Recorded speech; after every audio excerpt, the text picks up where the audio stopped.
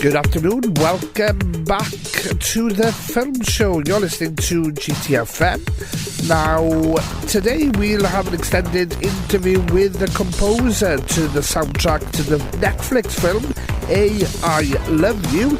Before that, we'll hear a track from his score, and the track that you're about to hear is the track of the same name to the film. This is I Love You.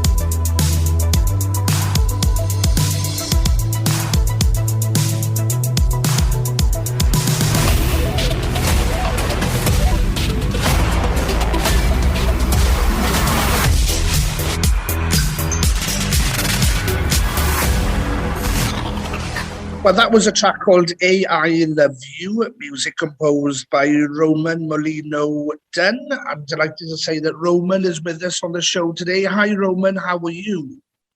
I'm great. Thanks so much for having me. How are you doing? I'm well, thank you very much. You're choosing the music for us today. Tell us why you wanted to hear that particular track, then, the track with the same name as the film. Sure. Yeah, I really love that track because it kind of represents the entire journey of the movie. So you got everything from the more romantic moments, which in this film are a little bit different. You know, it's not your typical rom-com score with pizzicato strings and sweeping violin sections. It's more of a synthwave 80s inspired score. And I think that track in particular really demonstrates the overall musical tone of the film. How did you get the job of coming up with the music to the film? Like a lot of the projects that I get brought onto, it's pre-existing relationships. So I had done a lot of work with the cinematographer on this film, who goes by H1 Films, and he's done a lot of different things over the years. I worked with him on both narrative projects as well as commercial projects, and he's been in Thailand for the last couple of years working on this picture. And when it got time to reach out for music, I was lucky enough that they reached out to me because they knew that I had done a lot of feature films, but also that I had a career producing pop and dance music for artists. And they wanted to go in a slightly different direction, as I mentioned before, with this film musically than your typical rom-com. They wanted to mix synthwave music of the 80s, or at least 80s inspired synthwave music, with more traditional film scoring, you know, hitting all of the moments. So they thought I'd be a good fit for the film. And after I scored the proof of concept for them, they were really into it and we decided to work together. So, what are the benefits then, Roman, from your point of view as the composer, of prior knowledge of working with somebody then? You know, does it save time for you as a composer? What are the benefits from your point of view then?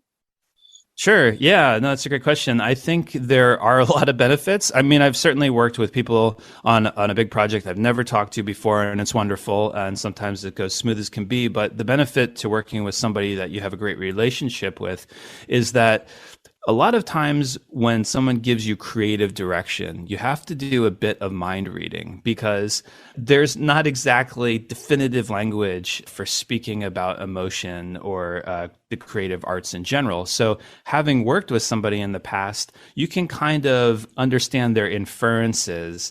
So I'll know that maybe when this person says they want something sad, their concept of sad might be these types of chords because in the past when they said it and I had done something like that, they reacted positively to it. So there's a lot of benefit there for sure. And then also just, I think it's worth saying that a lot of what we're doing when we're working on films is it's so collaborative that it's this interpersonal thing that has nothing to do with the actual music. It has to do with having a good time with other creators. And if you find an enjoyable process, a lot of times the film itself will actually turn out really well. So once you knew you were hired for this particular score, then A.I. Love You, tell us what were the initial thoughts then in terms of where you wanted the music to go? Sure. Yeah. So it was wonderful that they gave me a lot of freedom to do this. It's not always the case. A lot of times people will say, I want this exact type of music at this exact moment. Here they gave me a little more freedom, which is really wonderful as an artist, you know, to try to put your own stamp on things. But what we did was they had essentially the opening sequence of the film cut from the beginning. And if you watch the film, the first 2 minutes of the film are essentially like a trailer. Like you get an overview of the entire film from a certain perspective. And I started by scoring that.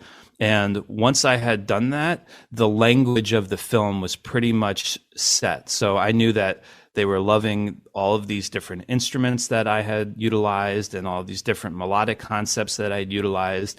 And it's really great when you do that because then you say, well, here's my palette. How can I do something creative utilizing these tools? And so I set out after having that palette to score the film using those tools. And it kind of composed itself, so to speak. Yeah, you mentioned the word freedom there. That's quite interesting on many levels.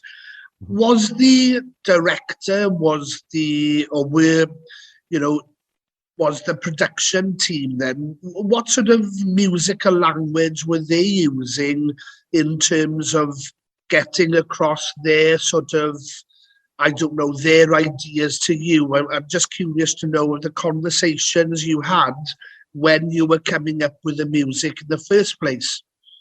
Yeah. A lot of stuff that they came up with was really about this whole. Well, two main things. One, so it's about AI, so they needed a technology feel. So to me, that was synthesizers, and we were all on board with that. And whenever I used traditional instruments, they said make sure that it's not too organic. So if I was to use a piano, maybe put some processing on it, or use an electric piano, that kind of thing. And then the other main musical touchstone that they used was, because this is a rom-com and it's kind of retro futuristic, if you will, we wanted to lean into that 80s feel, because when you get somebody in a nostalgic state of mind, they're a lot more, I suppose, able to get in that loving mentality. And so by harking back to the language that was used in 80s romantic comedies, you were able to get people feeling nostalgic and ready to accept this narrative. So the musical direction I got from them really was try to make stuff sound 80s cool,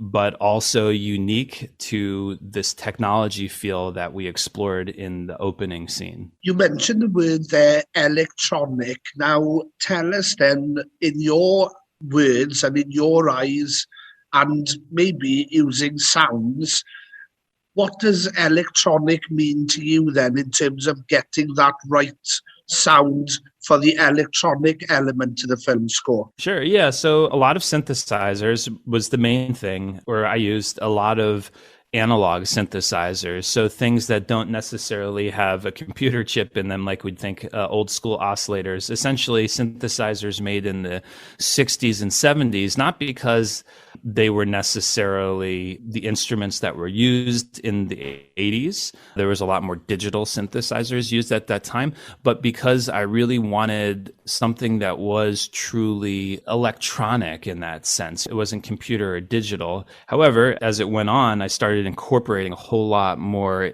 actual synthesizers from the 80s and early 90s that were digital. And I kind of found a unique blend of those to represent this kind of unique metamorphosis of the AI that happens in the film. How much time did you take then in terms of getting the right music, Roman? And how would you actually know, what is the feeling that you have when you actually get the right music? Because I guess there is a lot of practice, there is a lot of trial and error in this process to begin with. I'm sure I speak for most composers when I say right after you submit some music for a review, it's a very anxious time, because you have to write music that you care so much about to submit it, but don't care too much about that you'd be upset if people cut it from the film or wanted to rework it,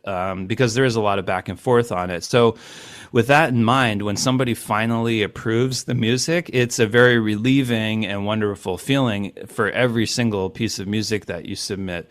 On this film, it took a long time. We worked on this film for about a year, at least my involvement. They had been working on it much longer, obviously, because I get brought in on something like this generally towards the end.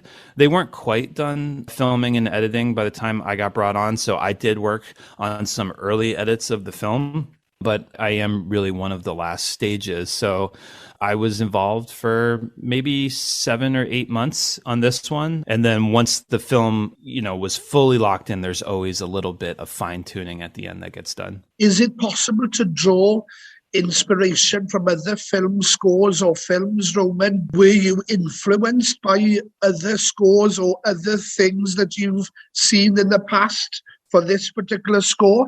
Probably inadvertently. The very first thing that I did for the film, the first pass, if you will, I probably drew more from traditional rom-coms and put a little bit of a technology spin on it. I was doing the typical things, the pianos and the string orchestra, that kind of thing. And I was pulling from this pre-existing body of work, an accepted language, if you will. And they didn't go for that. They thought that was the wrong feel. And as soon as I understood that we didn't want to lean into the cliches of the genre, but instead we wanted to touch on the language of another genre, like I said, this 80s synthwave thing, it all fell into place. And I didn't really have a good precedent for that. This film is essentially a sci-fi rom-com, and I would be hard-pressed to find another sci-fi rom-com, at least at the time. I think now, having done a film like this, it's more apparent to me there are some precedents. But at the time, it just seemed so unique to me that I didn't even go looking for something else. It was more like, hey, they love this direction of this cue. I'm going to use this thing that I wrote for them as the inspiration for the whole rest of it. So no, not exactly. I didn't actually look to other examples of film scoring in order to find some guidance in this one. Let's look at the traditional musical instruments then, Roman. Give us a flavour of the instruments used. And as a composer, I just want to know why you use certain instruments. What do those instruments bring to you as a composer that you can use in this score? Typically, when you look at a rom-com, you want to, or at least anything romantic. It's not all composers, but I'd say it's a fairly frequent that composers would reach for a piano and strings. And the real reason there that people go with these instruments, at least as I feel it, is that they're organic and intimate. So a piano is very intimate. It's generally one person playing something to you. And it's traditionally something that may be more of a domestic instrument. If you look at the history of a piano, it would be in the household. And so you might have this sense of domestic, familial love, even, if you will. And so pianos are great at doing that. Also, pianos are very full without a whole lot of other instruments. So you can get the full range of emotion from just a piano. And then the strings there often have these very sweeping melodies that I think pull at the heartstrings. And then for the comedy part of it, pizzicato strings or plucked strings tend to have this little bit of tongue-in-cheek element to them. And so those are generally the things that you hear in rom-coms. And actually, there was one or two moments in this film that used that. But what we actually did was, instead of using pizzicato strings, we would find something on a synthesizer that sounds like a little bit of a pluck sound. And what you would do is you would write the same kind of music you would for pizzicato strings, but play it on these pluck sounds on analog synthesizers. And the same goes for some of the more pad sounds, which you would play as if it was the piano in a traditional rom-com. I'm thinking about these traditional instruments then and these traditional sounds. I think you referenced earlier the fact that you manipulate these with electronic elements. Am I right in saying that, Roman? Yes, absolutely. Give us a few examples then of what you actually did to these traditional sounds to make them effectively brand new sounds. Anytime that I used an actual acoustic or real piano or an acoustic or real violin, what I would do is I would put them through the same types of effects that are on the synthesizer. So for example, say you have a old 70s synthesizer. A lot of times there will be a reverb effect in that synthesizer, and it gives it a very specific sound that you can recognize as this vintage electronic effect. So anytime there was a string or a piano that was real, I would put it through that same reverb effect that is on some of these synthesizers. And what you get then is you get this feeling that, is this a real string? or is it is it the synthesizer sounding very close to a string? And so I was trying to blur the line there between the two of them. And sometimes it was as simple as sampling, which that's a really big topic to get into, but essentially just recording small snippets of a live instrument performance and chopping it up and putting it into a virtual instrument so that you could play it back through the computer and manipulate it that way. And you get some sounds that are organic in the sense that people recognize the sonic fingerprint, if you will, of the original organic instrument, but it's being played and stretched out in such a way that it sounds unique and is not entirely recognizable what instrument it is. Those two processes are all over this film. In terms of when to have music, Roman, and when not to have music, was there a dialogue between you, the editor, the director, production team, in terms of when to have music and when not to have music? And I'm just wondering, were you conscious of the fact that maybe less music is sometimes more, if you kind of know what I mean? Yeah, absolutely. So I'm very conscious of that. Less is usually more. But in this film, actually, I got the direction from the director that they wanted there to be music always. They said, don't ever stop the music. And that's a great thing and a scary thing to hear as a composer. Of course, you want your music to be featured in the sense that it plays a rather important role in the film. And when a director says something to you like that, you know that they really value the effect the music is going to have in the film. But it's also scary because it means it's a lot of work, and not just that it's a lot to do, but it's a lot of work to make sure that the music is compelling the whole time. And so if they never want it to stop, you really need to do some deep reflection as to how the music is going to function in the scenes where you think there shouldn't be music. But the great thing is the last 3 feature films that I've done, the directors have actually asked for pretty much wall-to-wall music. So when I released the soundtrack, I had a really hard time. There's 35 tracks on the soundtrack I actually released, but there was something like 70 actual tracks of music in this film because it's about 90 minutes of music, maybe 93 minutes out of a 95-minute film. So from that point, which you've just raised there, would it be fair to say that you had to compose more music than normal?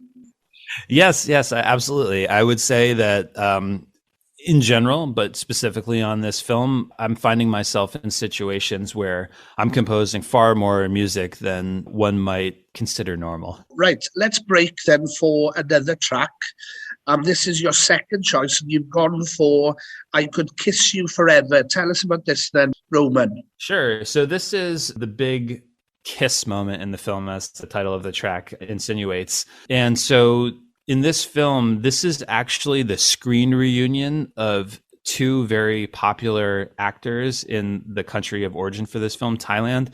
And they were in a film about a decade ago that was a film of great cultural significance. It was like the big rom-com for a lot of people. It was a sleeper hit, you know, it was like a film that blew up and people have always referenced it and held on to it. So the Thai movie-going public was really excited about this film because it represented a screen reunion, and everybody was waiting for these 2 characters to finally kiss again. So that was like a really tall order for me to essentially be brought on to this unofficial sequel, if you will. And it was very hard to make a big kiss moment without leaning as hard into the traditional orchestral techniques that you typically find in a big romance moment. So what you'll hear in this is what I was talking about before, of putting real organic strings through a lot of electronic processes and also using analog synthesizers that sound very close to organic instruments.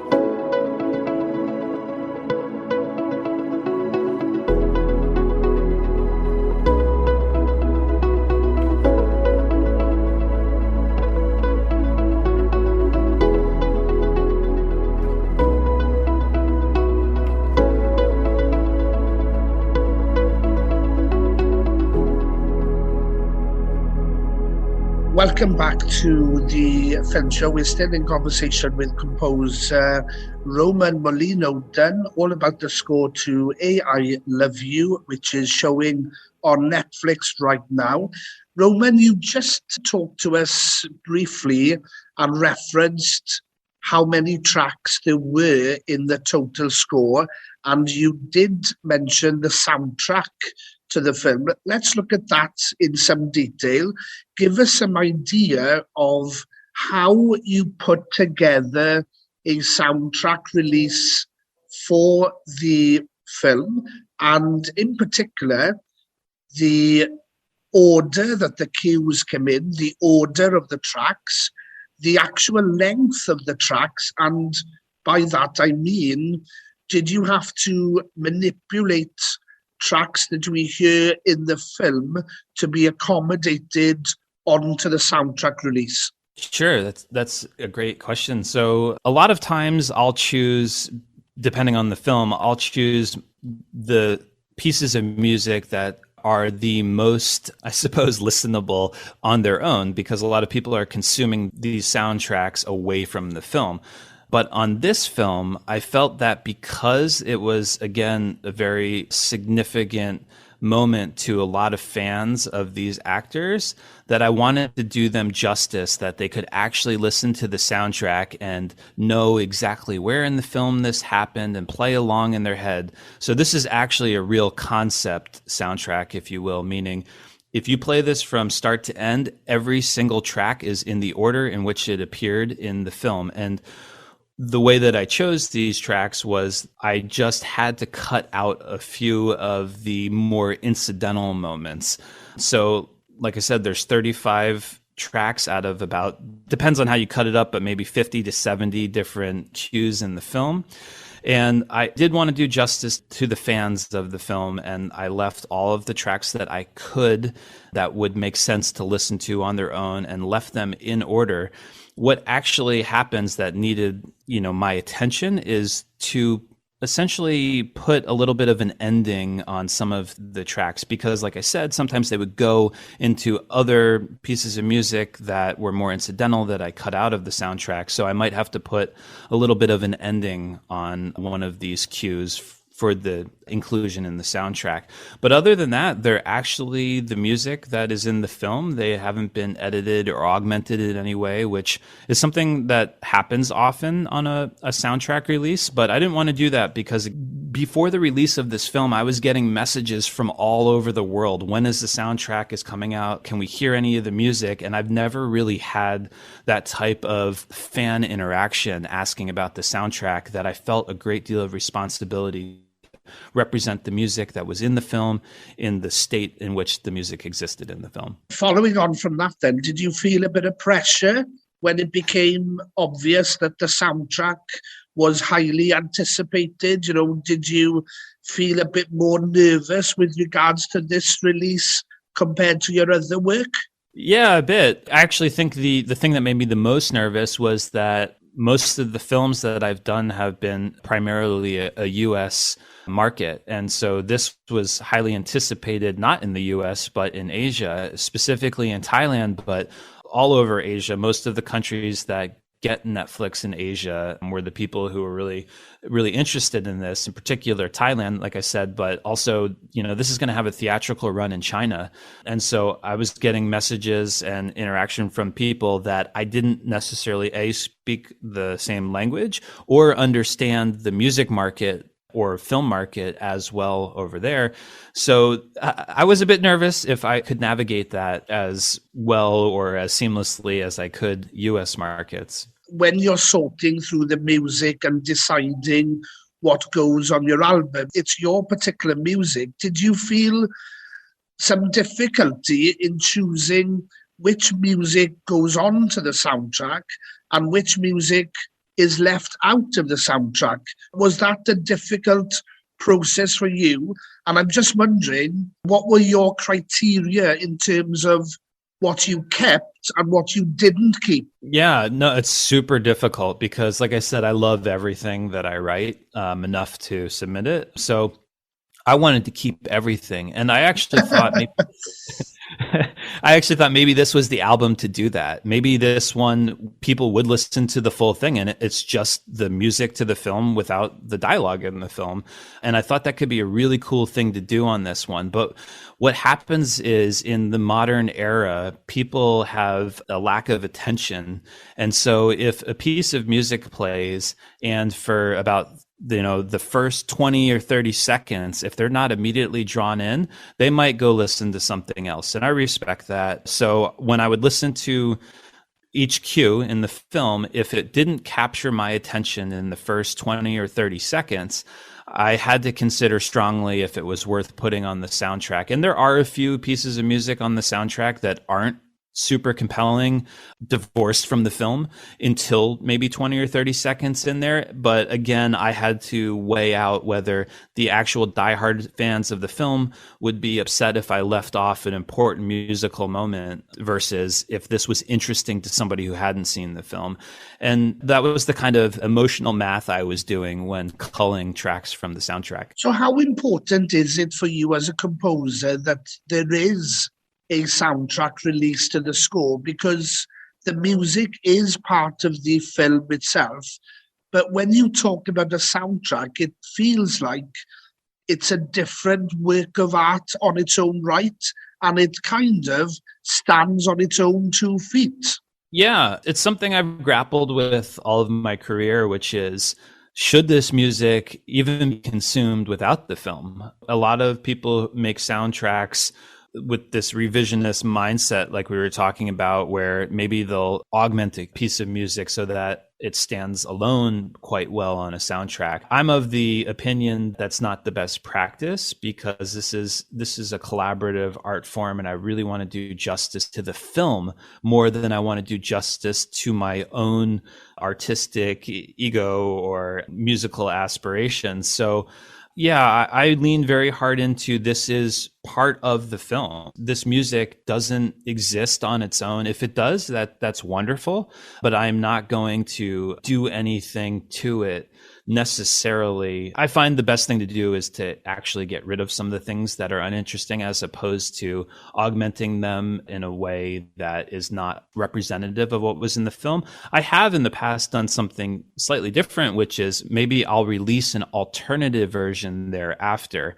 But I want people who really love film music and really love the scene to be able to listen to music, close their eyes, and imagine the film when they're not actually watching the film. And that's the kind of thing that I love about film music, and I hope to impart onto people who also love film music. So obviously the soundtrack is out there now. Tell us, what can we expect then in the future from a film scoring point of view? Are you working on any other scores at this moment in time, Roman? Yeah, I am. I'm working on quite a few. I can't release all of the details, but I will say the next big one that I'm excited about is in a very different vein. It's a family drama. So no electronic music in that film, not immediately apparent. Occasionally we'll use electronics as a textural element. But the next one is a film that goes back to a language I developed in about 2 films ago. So very orchestral, intimate, deep, a little bit sad, if you will. So I'm pretty excited for that one. I can't say quite yet what it is, which I guess is probably a less exciting answer to your question, but certainly excited for that, because the thing that really, really fulfills me as a composer is that each job that I'm doing is in a totally different musical language. And so I Love You is very synthwave forward. This next film that I'm doing is more orchestral and dramatic. Let's finish then with your third and final choice then. You've gone for Megabyte Fight. Tell us about this track then, Roman. Sure, yeah. So this is a totally different vibe than the last 2 cues that we listened to. This is the action cue. At the end of the film, there's a series of scenes in which there's some fighting between the AI and the person who's trying to bring down the AI. And this is a bit more of an aggressive approach to electronic music, but that's what's happening on screen. Great stuff. Thank you, Roman, for your insight. Really enjoyed the chat, and good luck with the score release. As I said, the film I Love You, it's available right now to watch on Netflix, and the soundtrack is available as well. Just go online. It's available on Mirror Tone. Thank you, Roman. Thanks so much for having me. I really appreciate it. Well, thank you so much to Roman for his time. Terrific interview. Fair play, very insightful, very informative, and a great chat. Check the film out, I Love You. It's out on Netflix right now, available to watch. And this is Roman's third and final track choice for his interview. This, as mentioned, is Megabyte Flight. I'll see you same time, same place, 4 p.m. GTFM next Sunday afternoon. For the time being, a very good afternoon. Pran Hamda.